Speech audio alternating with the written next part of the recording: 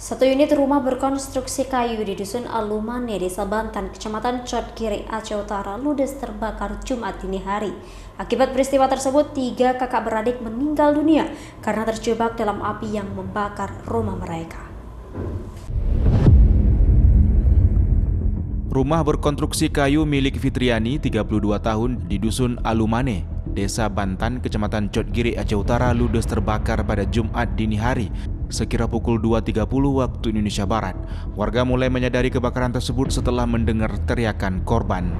Akibatnya, 3 kakak beradik anak Fitriani meninggal dunia dalam peristiwa itu. Korban adalah Nadila, anak perempuan yang berusia 13 tahun, dan anak kembar berusia 10 tahun bernama Balki dan Balkiyah.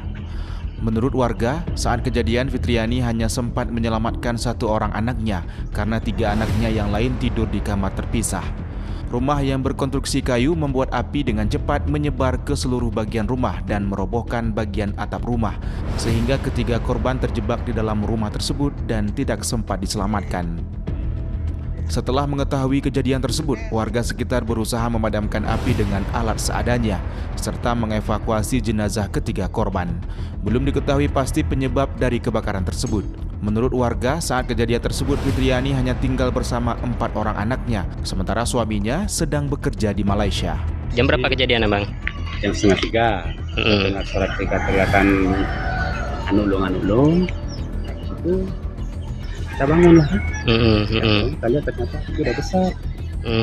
Nah, mau bantu masuk kita ambil si korban ini, nggak bisa lagi.